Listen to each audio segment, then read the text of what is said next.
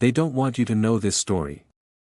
They buried it in classified documents, erased it from textbooks, and hope you'll never ask the right questions.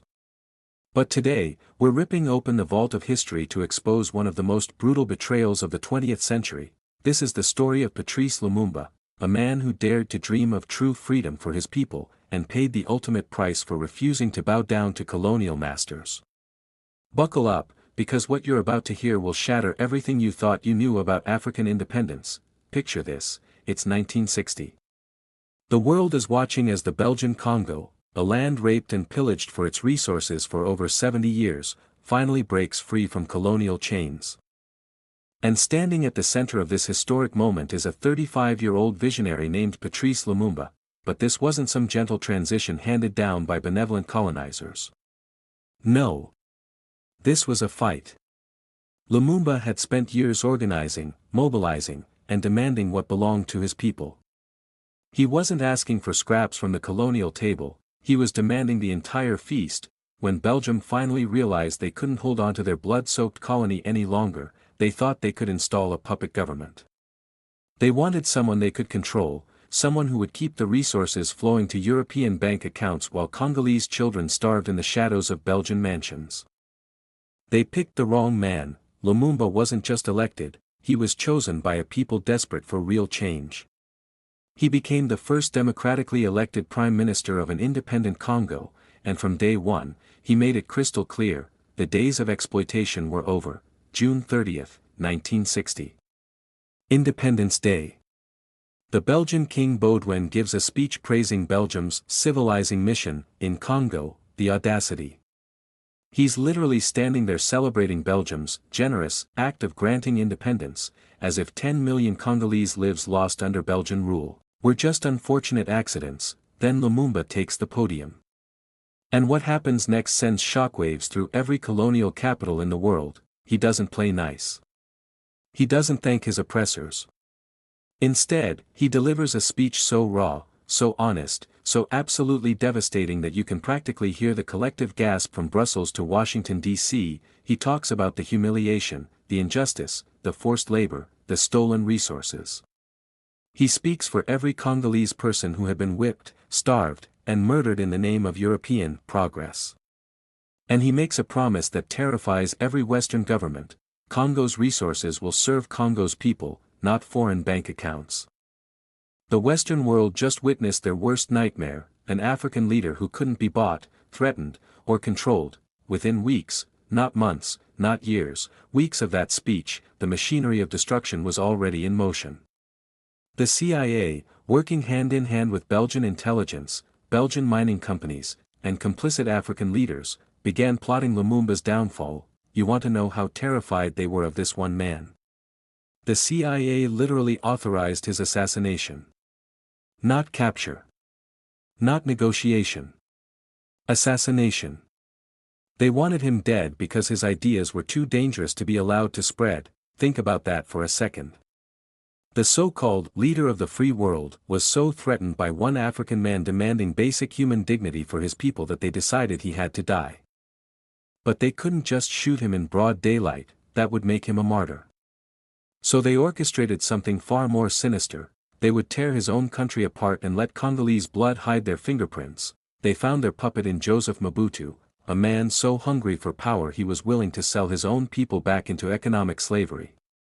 With CIA backing, Belgian support, and Western weapons, Mobutu launched a coup against the democratically elected government. What happened next is one of the most disgusting displays of international betrayal in modern history. The United Nations, supposedly there to keep peace, stood by and watched as foreign-backed forces hunted down the legitimate prime minister of a sovereign nation. Lumumba tried everything. He appealed to the UN, to other African nations, to anyone who would listen. But the fix was in.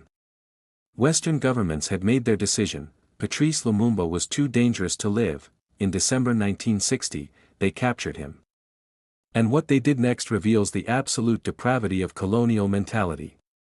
They didn't just kill him, they tortured him first. They wanted to break his spirit, to make him beg.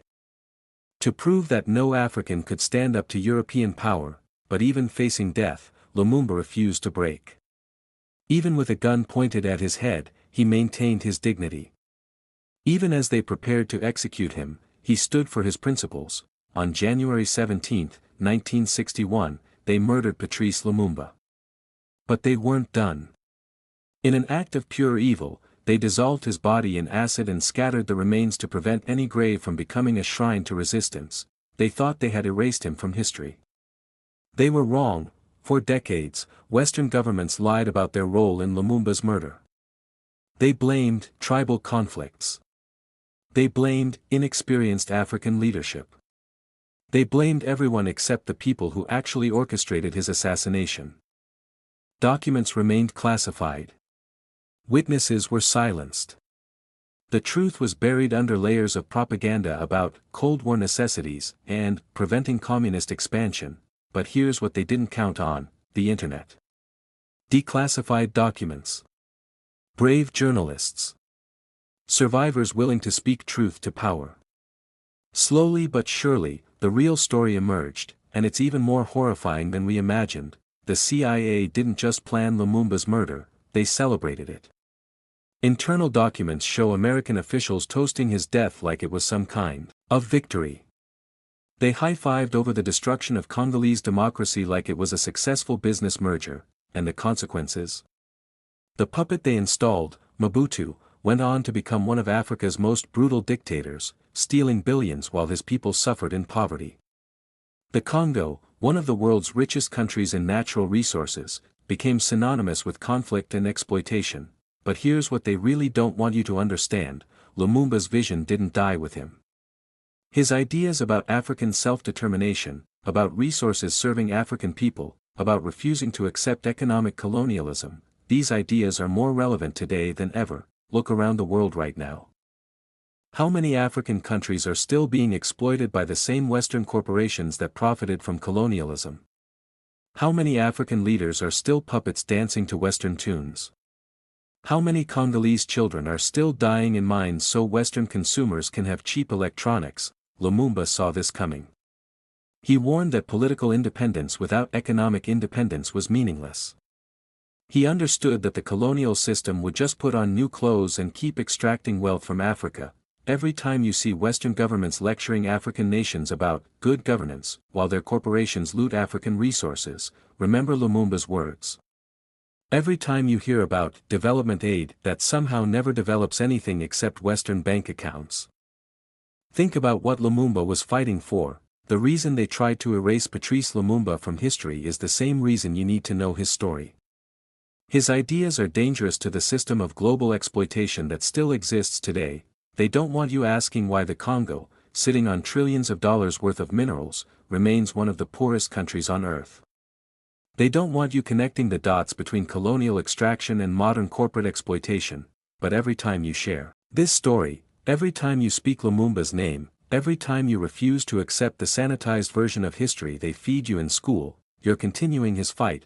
Patrice Lumumba died for the radical idea that African resources should serve African people. That Congolese wealth should build Congolese prosperity. That black lives and black dignity matter as much as white profits. They killed the man, but they couldn't kill the idea. And as long as we remember his story, as long as we speak his truth, as long as we refuse to let them bury his legacy, Patrice Lumumba lives on. Don't let them forget. Don't let them lie. Don't let them win.